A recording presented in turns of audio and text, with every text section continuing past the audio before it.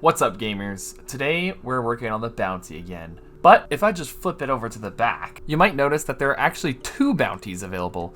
One is for the Halberd Hybridify, and the other is for a brand new castle ship. So, since there are two bounties, that means I should submit two ships. Plus, I'm actually allowed to submit as many ships as I want, so I'm going to be building some more ships. Now, the reason I'm building this ship especially is because the actual Halberd is quite small. It's quite a small ship, and what I've been building is pretty much the same size as the Jormungand, which is the maximum volume limit of the bounty. But they might want to go with a smaller ship so that they don't have too many large Onyx Watch ships. So I've decided I'm making a smaller version of the Halberd. So the Halberd that I've been working on the left is on the left there. I actually copy and pasted the front section again from that one. Now I'm going over to build a steam wheel because I need a steam wheel for it. I'm building it with a smaller size, but then when I put it on, I find out it doesn't really match the size, so I come back and do it again. So now I'm building a medium-sized steam wheel. For reference, the Halberd is actually the circle above us, so it's like one block wider. So I don't know what to do with the small steam wheel. Maybe I'll build another ship. We'll see. Coming back over, it is nighttime again, and I just wanted to give a big shout out to EdgeHitty2560, who suggested that I go into the planet editor and remove the day-night cycle so that I could do these multiplayer recordings without the day-night cycle, and that is absolutely genius. Except that, as far as I can tell, you can't do it, and I spent hours trying to figure it out, and I'm so sorry, but I cannot figure it out. I posted on Discord and no one responded. So, thank you so much for the idea. If I ever figure out how to get it working, I will get back to you guys, but for now, we are stuck with the day-night circle. Anyways, as we're building, you can see I'm doing my usual tactic of building in the guns first and then blocking out the outline of the ship.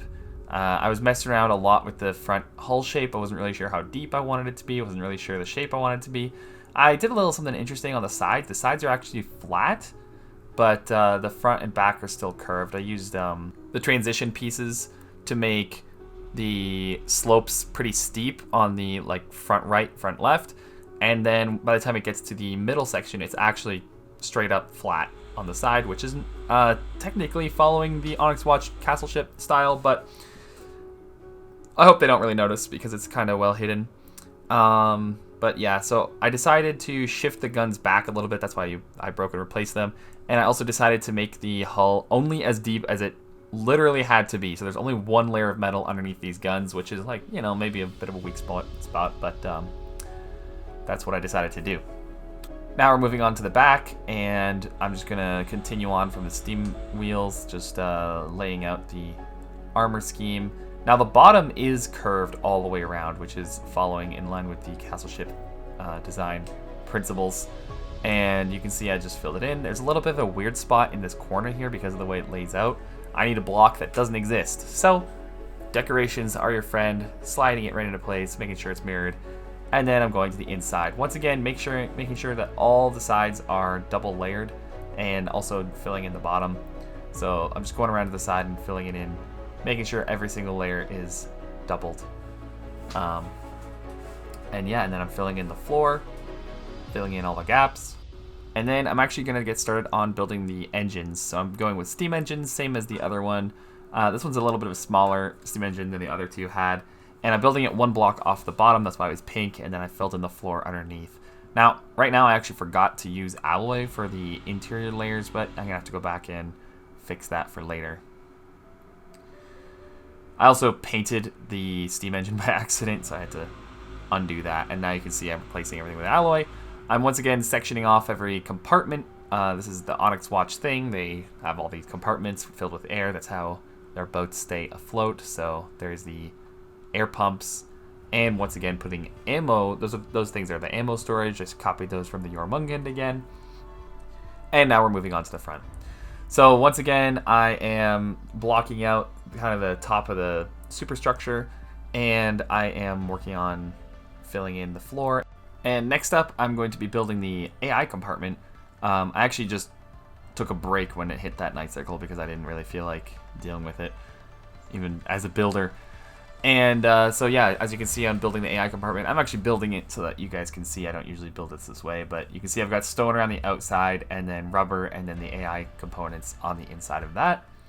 And now I'm going around the turrets to build their turret walls, and then we had an error. And then I took a break, and then when I came back, I forgot to press record on the time lapse. So that is all the footage I have. So yeah, that was extremely frustrating. But the good news is that I got the ship done. After another probably 2 hours of building, which I lost the footage for, the ship is done, more or less. I will get to that in a moment, but I'll give you the tour. So just like the Jormungand, I have this kind of cockpit going on here, and this is also the same one I use on the other halberd. And we have a nice big spotlight back here. This was thanks to a comment down below. Thank you very much for the suggestion, Dr. Kruezer. And this is what it's going to look like in practice. I really hope this is going to look cool, lighting up the planes from the underside, just like in classic like World War II movies. If I press Shift P a few times, you can see what's going on here. So what I've got is a one-axis turret and then a elevation-only turret on top of each other. In between, there's a local weapon controller with some trackers on it. And then on the back here, we just have a coincidence rangefinder with a receiver. So this is actually a detection turret. And then on the front, we have a spotlight, which is going to be lighting up the planes that we're trying to shoot at. And the spotlight is set pretty much to like its maximum settings. As you can see, there is no front main weapon. This does have enough space for the same quintuple turret as is on the other halberd, but I have a super secret special project I've been working on, which you're going to have to stay tuned to next episode to see, because it is not ready to be unveiled just yet. On the sides, you can see we have 4 of the secondary cannons, which I have not modified yet. Still need to do that as well. On the back, you can see we've got these little rook structures where I have the ballista, which is required. Underneath, you can see the steam wheels are down there. We've got this flat little deck space on the back. And at the very back, we still have... This is actually the same superstructure as is on the other boat. I just did some modifications to it. They're very, very similar, though. We have 2 smokestacks in the front. And on this version, I decided to kind of go the complete opposite. Instead of putting smokestacks in the back and this up front, I decided to take a different direction with it this time. Now, like I said, this boat is pretty much completed. All I need to do is retrofit the guns, add a little more detection, and probably add some flares. So all just kind of finishing touches stuff. The same stuff I need to get done on the other one as well. And we're going to do them all together in the next episode.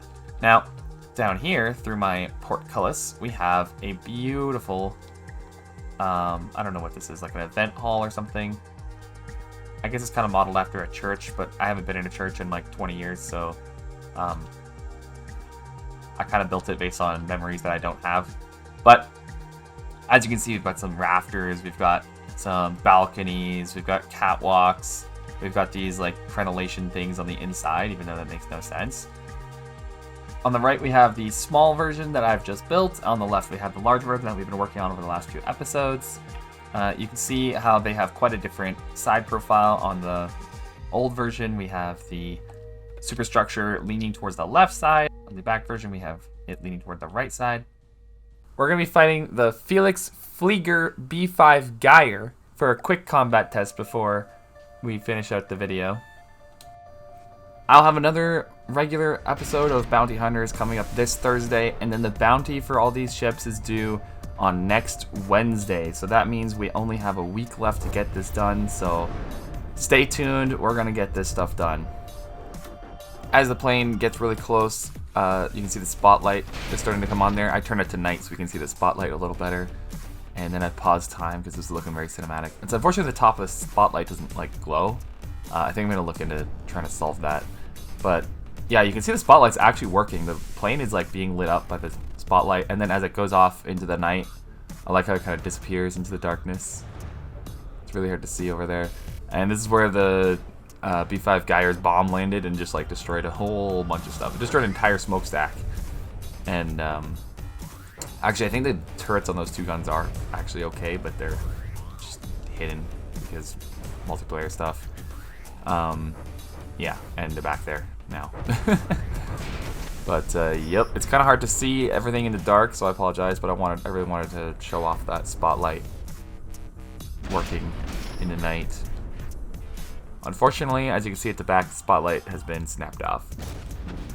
And I have not gone and added actual detection. The only detection on this boat was the spotlight. So with that, we technically have lost this battle.